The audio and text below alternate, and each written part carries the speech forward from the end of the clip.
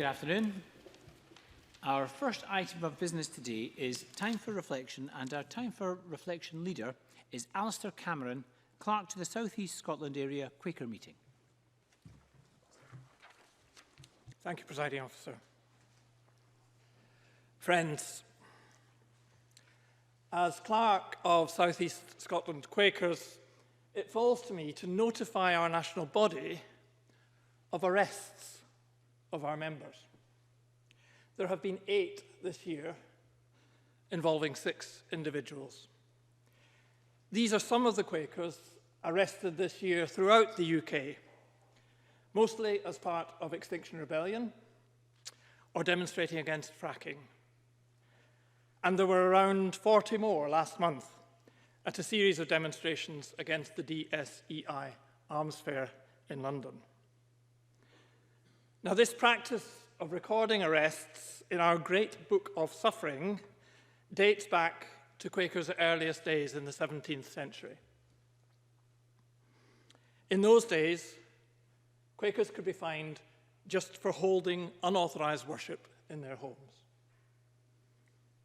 Quakers are no longer persecuted, but some of us do feel driven to do things that lead to arrest. Our Book of Guidance has something to say about this. Respect the laws of the state, but let your first loyalty be to God's purposes, we are told. Now, we hear plenty of voices saying, if you're so worried about the climate, why not focus on China or the US, where most pollution is happening? Why block traffic on North Bridge when Scotland already has some of the most progressive climate legislation in the world? But Quakers will continue to do what we have always done: work in the place where we are and in the ways that we can, speaking truth to power. Quakers addressed Charles II directly in 1660, declaring, "Our principle is to seek peace, seeking the good and welfare, and doing that which tends to the peace of all." Today, this means living out our convictions about the climate crisis as well as about the causes of war. We feel driven to act. For some, this will mean a change in our diet or decisions about how we travel. Others will go further, sometimes getting arrested, and they will do that with the support of the Quaker community. We commend the work of this Parliament to address the issues, but we're worried.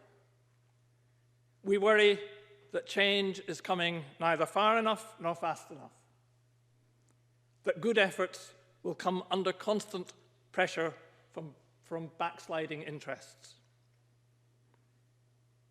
In a world turned upside down, the clearest messages are now coming from those who have done least to create this emergency and who have the greatest stake in seeing it resolved: our children and grandchildren, as they lead the school strikes. We are amazed and heartened as we hear them speak truth to the powerful. And hard though their messages may be, we know we must listen.